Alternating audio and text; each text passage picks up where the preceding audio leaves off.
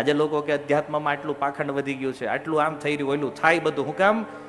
આપણે પ્રશ્ન કરવાનું બંધ કરી દીધું છે. તમે કોઈ ગુરુને શરણાગત થાવ, કોઈ સાધુને શરણાગત થાવ, તમારે શરણાગત થવાનું છે, તમારી બુદ્ધિએ નહીં. આપણે શું કરવી છે ખબર? બુદ્ધિ ને આપી દઈ છે, એટલે વિચારવાનું જ બંધ. અને પછી એક જ કેસેટ હાલે, મારા ગુરુ જે કરે ને બધું કન્ફર્મ જ હોય છે, એમાં સંદેહ હોય જ નહીં. આમ નામ જ હલવાઈ ગયા ગુરુ કેટલાય ચેલાને લીધે. એને હજી બહાર નથી નીકળ્યા, જામીન નથી થતા અમુક ના. ભાઈ વાત સમજાય? આજ પાખંડ. જો શાસ્ત્ર ચક્ષુષી તત્વ દેખાશે. અને આપણી સૌથી મોટી ગુજરાતીઓની કમી છે, શાસ્ત્ર વાંચતા નથી. અચ્છા, ગીતા કેટલાને ઘરે હાથ ઉપર કરો? ભગવદ ગીતા હો, ઘરવાળી ગીતા નહીં. હા ને કરો બોલ્યા કે વાળી અમારે છે ભગવદ ગીતા. ઓકે, વાંચે છે કેટલા રોજ? 5% નથી. આમાં જોવો જોઈ લો ભાઈ, કેમેરા વાળા, મારી વાત સાચી છે ને? તમને ત્યાં ન દેખાય ઉપરથી. આ તમે જેટલા બેઠા છો ને આટલી મોટી સંખ્યામાં, આમાં 5% લોકો એ નથી જે રોજ ગીતા વાંચતા હોય. અને આ બધા નક્કી કરે કે સારું છોકરા સંસ્કારી થવા જોઈએ, લ્યો આવશે એમના મફતમાં. અને એ એક નોટંકી તો સમજાતી જ નથી. ગર્ભમાં જયારે બાળક આવે ને ત્યારે ગીતા વાંચે, ભાગવત વાંચે, રામાયણ વાંચે. એનો મતલબ કે તમે પાક્કું સ્વીકારો છો કે ગીતા, ભાગવત, રામાયણ થી છોકરો સંસ્કારી થાય. માનો છો ને? તો પછી દીકરો જન્મે પછી બહેન હું કામ કરી દો છો? એને માય વાંચવાનું બંધ કરી દે ને, ઓલો દીકરો કદાચ વાંચે તો કે આ બંધ કરે, આમ ભણવાનું જ ઈ કરે જાણવાનો. અને જો એક આ ભણતરનો નશો જે એવો લાગ્યો છે અત્યારે, ગમે એ વાતમાં એજ્યુકેશન એજ્યુકેશન એજ્યુકેશન. પણ ભણતરની સાથે સાથે જો આપણું સંસ્કૃત સૂત્ર શું કહે છે? વિદ્યા વિનય સંપન્ન. વિદ્યામાં પણ જો વિવેક હોય ને તો જીવન ઉજ્જવળ બને. જો એજ્યુકેશન જીવન જીવવા માટે, વ્યવહાર માટે, ધંધા માટે જરૂરી છે, પણ એ સર્વે સર્વા નથી. આ એજ્યુકેશન સાથે જો અધ્યાત્મ જોડાઈ જાય ને તો સોનામાં સુગંધ ભળવા જેવું થાય. તમે જો આ પરંપરાના એક આચાર્ય હતા ઠાકુર ભક્તિ વિનોદ. અંગ્રેજ શાસનમાં, અંગ્રેજોની જ્યારે સરકાર હતી ને ભારતમાં, ત્યારે એ બંગાળમાં ડિસ્ટ્રિક્ટ મેજિસ્ટ્રેટ હતા. એટલે એ તમને કહું કે અંગ્રેજોના વાઇસરોય થી નીચેનું પદ જે આવે ને એ હતું આ ઠાકુર ભક્તિ વિનોદ. અને એને નિયમ હતો રોજ 64 માળા જપ કરવાની હરે કૃષ્ણ મહામંત્રની, પછી કોર્ટમાં જતા. તમે નહીં માનો, અંગ્રેજો એના દરવાજે રાહ જોતા કે આ ભક્તિ વિનોદ ઠાકુરની માળા પૂરી થાય ને પછી એને લઈને કોર્ટમાં જવાનું છે આપણે. અને બધા અંગ્રેજ મળીને 3 દિવસ જેટલું કામ કરે ને, આ ઠાકુર ભક્તિ વિનોદ 3 કલાકમાં કરી નાખતા. એટલે તમે વિચાર કરો ઈ જમાનામાં. અને આનાથી મોટું એક પ્રમાણ આપું તમને કે પછી ભક્તિ વિનોદ ઠાકુરે અંગ્રેજોને કીધું કે મારે ભજન કરવું છે, મારી પાસે ટાઈમ નથી, નોકરી મારે કરવી નથી. કલકત્તામાં હતી કોર્ટ. તો અંગ્રેજોએ પૂછ્યું નોકરી હું કામ છોડી દેવી તમારે? બોલે મારે ભજન કરવું, ડિસ્ટર્બ થાય છે, આવવા જવામાં ટાઈમ લાગે છે. કારણ કે ભક્તિ વિનોદ ઠાકુર જ્યાં રહેતા ને ત્યાંથી કલકત્તા 1.5 કિલોમીટર થાય. તમે માનશો એક ભારતીય વ્યક્તિ માટે અંગ્રેજોએ કોર્ટ કલકત્તાથી કૃષ્ણનગર ટ્રાન્સફર કરી. અને એ કૃષ્ણનગર આવવા જવામાં તકલીફ ન પડે તો એ કૃષ્ણનગર થી ઠાકુર ભક્તિ વિનોદના ઘર સુધી પ્રાઇવેટ ટ્રેન આપી. આજ કોઈને કંપની પ્રાઇવેટ ગાડીઓ આપે ને તોય હવામાં ઉપર હાલતા હોય, ગમને આપી પ્રાઇવેટ ટ્રેન. 2 ડબ્બાની ગાડી રોજ આવતી લેવા અને મૂકવા. આ ઠાકુર ભક્તિ વિનોદ, આ ગૌડીય પરંપરાના આચાર્ય. તમે વિચાર કરો, ઈ જમાનામાં એજ્યુકેશન અને ભક્તિ અને એનો પ્રભાવ શું છે જાણો છો? આજની જે ફેમસ યુનિવર્સિટીઓ છે કેમ્બ્રિજ અને ઓક્સફોર્ડ, એમાં ભક્તિ વિનોદ ઠાકુરના ગ્રંથો ઉપર PhD થાય છે, રિસર્ચ થાય છે આજે પણ. જો આ કેટલો સુંદર સમન્વય છે. ભણતર અને અધ્યાત્મ આ બે ભેગું થાય ને ત્યારે ભારત સાચા અર્થમાં વિશ્વગુરુ બને. આખું વિશ્વ તમને ફોલો કરશે જો આ કરશું તો. પણ આપણે શું છે, એજ્યુકેશન લેવું છે, અધ્યાત્મ નથી જોતું. એમાં પ્રશ્નો છે, સંશયો છે. અને તમે એ જોઈ લો, જે લોકો ભણાય છે અને હારે હારે સંસ્કારી છે તો આ લોકો ગમે છે કે નહીં બધાને? એને કેટલું મોટું ભણતર હોય, કેટલા મોટા અધિકારીઓ હોય. જો એક કમિશનર અહીંયા જ બેઠા જ તમારી સામે, એને કમિશનર છે પોતે, તો એ કથામાં બેઠા છે ને. સારું લાગે ને, સારું કે સારું છે. એની પાછળ એન્જિનિયરો બેઠા છે.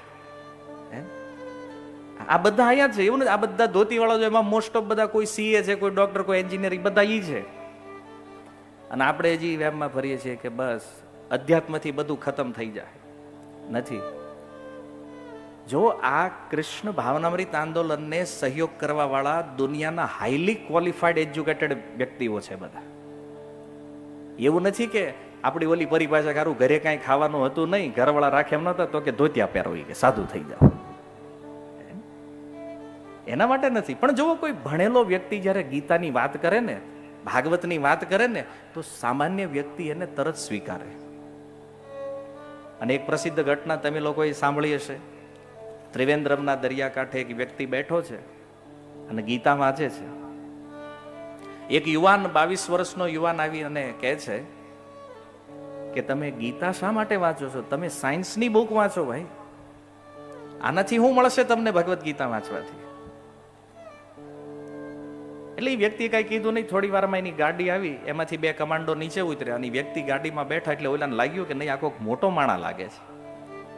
તો એને પૂછ્યું કે તમારો પરિચય આપો ને, કોણ છો તમે? અને એણે કીધું કે તમે કોણ છો એ કયો. તો કે અહીંયા જે આ ડોક્ટર સારાભાઈ ઇન્સ્ટિટ્યૂટ છે ને એનો વિદ્યાર્થી છું હું. જે પેલો છોકરો હતો એણે કીધું.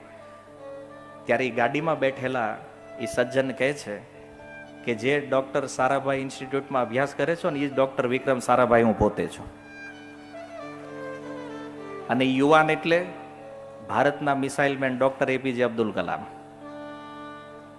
આ કોઈ ઉદાહરણ નથી, સત્ય ઘટના છે. ત્યારથી ડોક્ટર કલામે જીવનના અંત સુધી ભગવદ્ ગીતાનો ત્યાગ નથી કર્યો. જો અધ્યાત્મમાં આવવાનો અર્થ એ નથી કે તમે ભૌતિક ક્ષેત્રમાં કોઈ સિદ્ધિઓ નહીં પ્રાપ્ત કરો, તમે આગળ નહીં વધી શકો, તમે કોઈ ઇનોવેશન નહીં કરો દુનિયામાં. નહીં, ભક્ત જે કરીએ કે ને એ બીજા નો કરીએ કે. આ ભક્તિ વિનોદ ઠાકોરને પ્રાઇવેટ ટ્રેન એમ નામ નહોતી આપી, પણ જો એ અધ્યાત્મનું બળ હતું કે આખી અંગ્રેજ સરકાર જે 3 દીએ કામ કરે ને, ઠાકોર ભક્તિનો 3 કલાકમાં એકલા કરી નાખે. ભક્ત બનવાનો અર્થ એ નથી કે આળસુ, બેકાર, કાંઈ કામના ન હોય. પ્રભુપાદની ભાષામાં કહું, ભક્ત એટલે 24 કલાક જે એક્ટિવ રહી શકે આવો યુવાન. આ અસલી અધ્યાત્મ છે. પણ જો બધી નત નવી પરિભાષાઓ અને ખોટું જ્ઞાન એટલું ઘૂસી ગયું છે કે જેના કારણે આજે યુવાધન બરબાદીના માર્ગે જઈ રહ્યું છે. આપણે સમજવા તૈયાર નથી. આપણને કેવલ ભૌતિક પ્રોગ્રેસ દેખાય છે, પણ વાહે સંસ્કારો, નીતિઓનું પતન થઈ રહ્યું છે. આનું શું? આનું ઉત્થાન કોણ કરાવશે? એટલા માટે ધર્મ જરૂરી છે. જે ધર્મનો આપણે બહુ વિરોધ કરીએ છીએ. શું કામ ખબર? આપણે એવું માનીએ છીએ કે આપણે એટલા બુદ્ધિમાન છીએ અને આપણને જે ખબર પડે છે ને એટલી બીજાને પડતી જ નથી. અને એમાંય તે આમ બહુ તમે ખોટું ન લગાડતા તો એક વાત કહું. કારણ કે આ મીડિયા વાળાનો જમાનો વાળા ક્યાંથી પકડીને હું લાવે ને પછી આનું કઈ નક્કી નહીં યાર. હે ને, હમણાં હું એમ કહું કે આ વરાછામાં આમ છે એટલે વળી આવીના પછી 2-4 લોકો હોય તેમ કે કેમ અમારા વિસ્તાર વિશે આમ બોલ્યા તમે ભાઈ, તો વળી એની યારે પાછું સમાધાન કરવા જવાનું. મીડિયા આવ્યો એનો ફાયદો થયો, પ્રચાર થયો, પણ આ એ દૂષણ વધ્યું હારવાર. એમ હવે એને ન ગમે એટલે પછી બોલ્યું. હવે રિયાલિટી એ છે, આ ક્ષેત્રમાં અત્યારે યુવા પેઢી એવું માનવા લાગી છે કે અમને એકવાર જો ભારતના પ્રધાનમંત્રી બનાવી દે ને તો આખા દેશની સમસ્યા સુલઝાવી નાખવી. આપણને બધી જ ખબર પડે, બાકી આ બીજાને કાંઈ ખબર પડતી નથી. આ બધા યુવાનો આવે એમમાં જીવે છે. હવે એનાથી ઘર નહીં ચાલતા હરખા, એને દેશ ચલાવવો છે.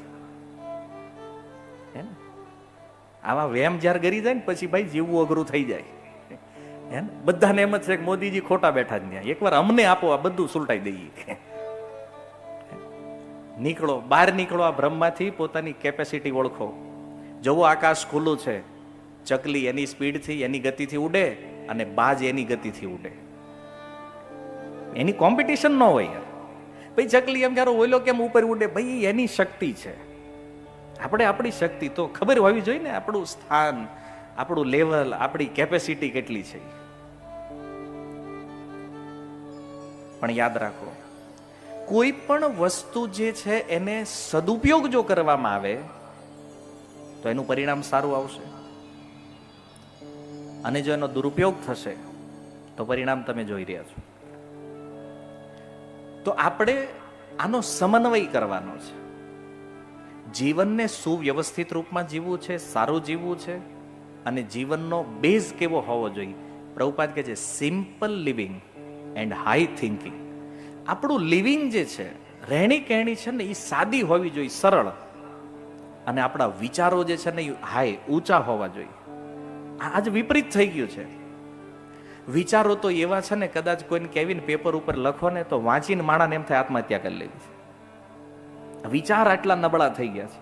અને રહેણી કહેણી તો એમ લાગે કહો આનથી હારો માણા જ નહીં હોય સુરતમાં.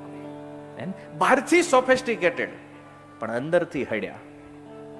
ઓલું ફર્નિચર હોય ને, આમ બહારથી સારું દેખાય પણ ઉધઈ ખાઈ ગઈ હોય અંદર તો સારું અડોતા ભૂકો થઈ જાય. આ વાસ્તવિકતા છે.